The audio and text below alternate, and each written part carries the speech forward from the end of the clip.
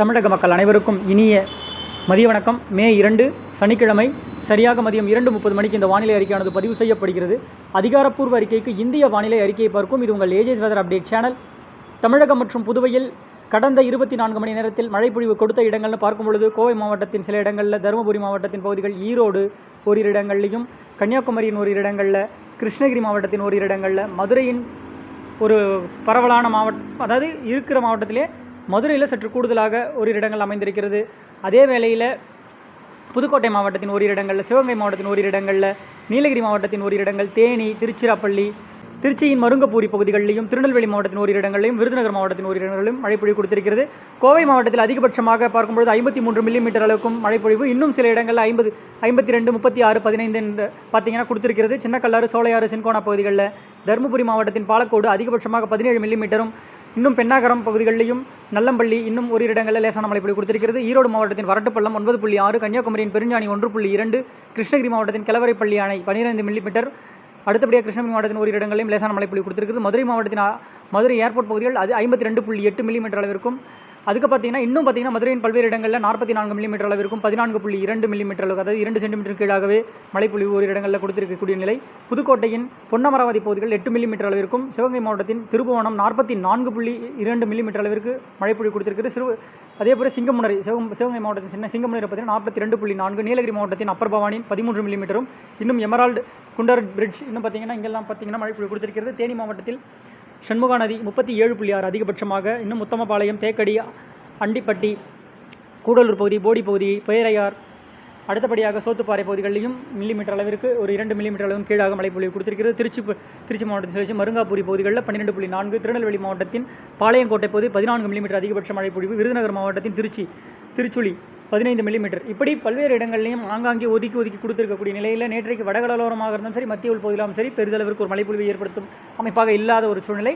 நேற்றைய காட்டிலும் இன்றைக்கு பார்த்தீங்கன்னா மழைப்பொழிவு சற்று அமையக்கூடிய ஒரு சூழ்நிலையாக அமைந்திருக்கிறது. நேற்றைக்கு வடமேற்கிலிருந்து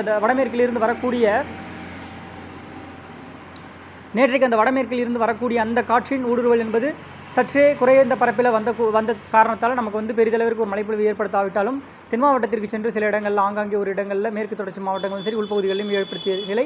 இன்றைக்கு மழைப்பொழிவை கொடுக்கக்கூடிய ஒரு நிலை என்பது ஆரம்பிச்சிருச்சுன்னு சொல்லலாம். கண்டிப்பாக கள்ளக்குறிச்சி மற்றும் சேலத்திற்கு இடைப்பட்ட பகுதிகளில் மழைப்பொழிவு தொடங்கி இருக்கிறது. கல்ராயன் மலை அந்த பகுதிகளான சரி, வீரகனூர், இந்த பெரம்பலூர் அந்த ஜோன்ஸில் பார்த்திங்கன்னா அந்த மாவட்டத்தின் எல்லையோர பகுதிகளிலேயும் மழைப்பொழிவு தொடங்கி இருக்கக்கூடிய ஒரு நிலை. அதே வேளையில் வேலூர் மாவட்டத்திற்கும் திருவண்ணாமலை மாவட்டத்திற்கும் இடைப்பட்ட பகுதிகள் கிட்டத்தட்ட அந்த பகுதிகளில் ஒரு இடங்களில் மழைப்பொழிவு கொடுத்திருக்கிறது. ஆம்பூருக்கு தென்கிழக்கு புறமாக இருக்கக்கூடிய பகுதின்னு சொல்லலாம். அந்த இடத்துல பார்த்திங்கன்னா ஒரு இடங்களில் மழைப்பொழிவு கொடுக்கக்கூடிய ஒரு நிலை. அதே வேளையில் இன்னும் பார்த்திங்கன்னா வடமேற்கு பகுதிகள், ஈரோடு, சத்தியமங்கலத்திற்கு வடக்கு புறமாக இருக்கக்கூடிய பகுதிகளிலையும் மழைப்பொழிவு தொடங்கி ஆங்காங்கே பொழியக்கூடிய ஒரு நிலையும், வால்பாறை, இந்த மூணாறு இடைப்பட்ட அந்த பகுதிகளிலையும் மழைப்பொழிவு தொடங்கி இருக்கிறது. இப்படி தென் மாவட்டத்தின் உள்பகுதிகளிலும் இன்றைக்கும் ஆங்காங்கே தென்மேற்கு பகுதிகளில் தினசரி மழை வாய்ப்பு ஆங்காங்கே ஒதுக்கி இருக்கக்கூடிய ஒரு நிலையாக இருக்கும்.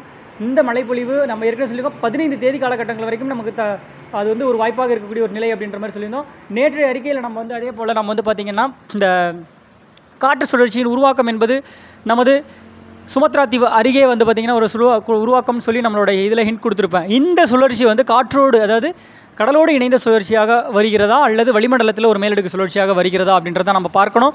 கடலோடு இணைந்த சுழற்சியாக வந்தால் நமக்கு வடகிழக்கு பருவமழை காலகட்டத்தில் எப்படி ஒரு மந்தமான ஒரு சூழ்நிலையோடு, தூறல் துளியோடு, சில இடங்களில் அந்த சுழற்சி நெருக்கத்தை பொறுத்து காற்று எந்த திசையிலிருந்து எடுக்கப்படுகிறதோ, குளிர்விக்கும் காற்றும் அதற்கு சாதகமாக அந்த காலகட்டத்தில் அமைந்தால் கண்டிப்பாக அது ஒரு தொடர்மழையாக அமையக்கூடிய ஒரு சூழ்நிலையாகவும், அப்படி இல்லை அப்படின்னா அது வளிமண்டலத்தில் ஒரு மேலடுக்கு சுழற்சியாக அமையப்பெறும் பட்சத்தில் இந்த சுழற்சி பார்த்திங்கன்னா இலங்கை மற்றும் தமிழகத்தின் மீது ஒரு வளிமண்டல சுழற்சியாக அமைந்தாலும் அது குமரிக்கடல் பகுதிகள் வந்தடைந்து அது தீவிரமடைவதற்கான ஒரு சாத்தியக்கூறுகள் தற்பொழுது தென்படக்கூடிய ஒரு அமைப்பாக காட்டுகிறது.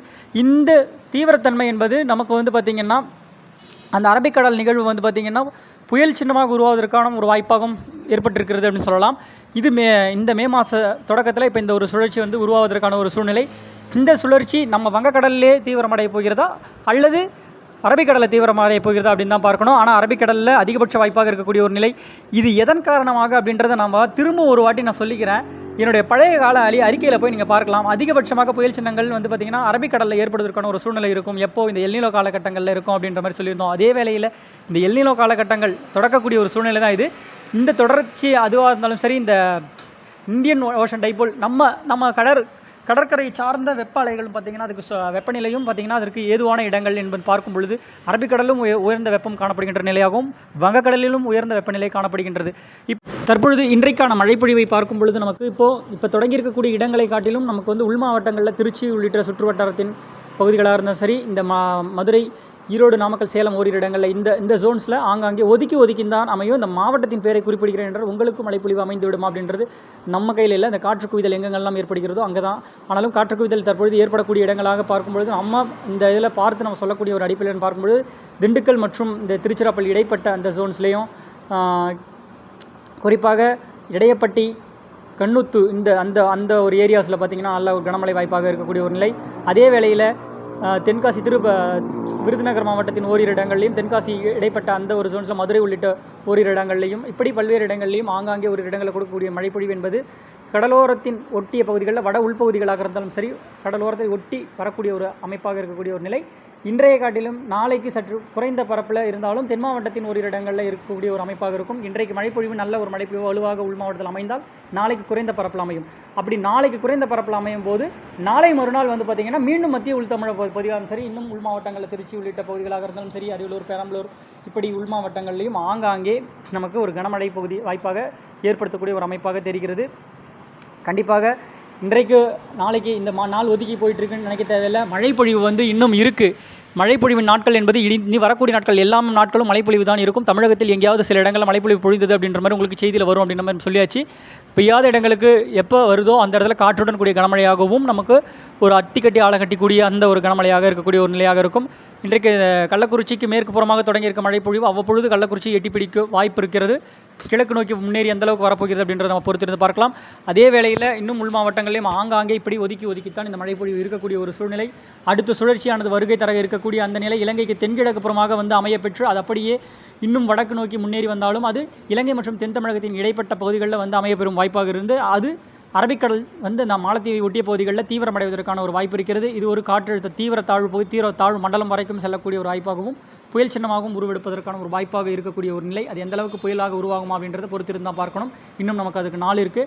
8 தேதிகளில் கிட்டத்தட்ட 8-9 தேதிகள்லாம் நமக்கு வந்து பார்த்திங்கன்னா தமிழகத்தின் பல்வேறு பகுதிகளிலையும் மழைப்பொழிவு கொடுக்கக்கூடிய ஒரு அமைப்பாகவும் கடலோர மாவட்டங்கள் உட்பட தமிழகத்தின் பல்வேறு மாவட்டங்களிலும் ஆங்காங்கே ஒரு மழைப்பொழிவு கொடுக்கும் விதமாக அமையும்.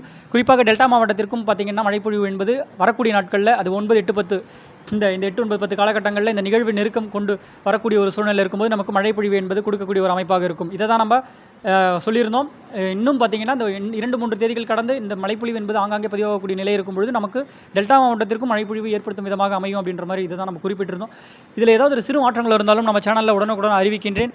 அடுத்த அறிக்கையில் வந்து பார்த்திங்கன்னா நம்ம கண்டிப்பாக இந்த எல்னினோ பற்றி நம்ம என்னன்னு சொல்லிட்டு சுவாரஸ்யமான தகவல்களை பேசுவோம். கண்டிப்பாக வானிலையில் சிறு மாற்றங்கள் தான் உடனுக்குடன் அறிவிக்கின்றேன். வானிலையோடு இருந்திருங்கள். நன்றி, வணக்கம்.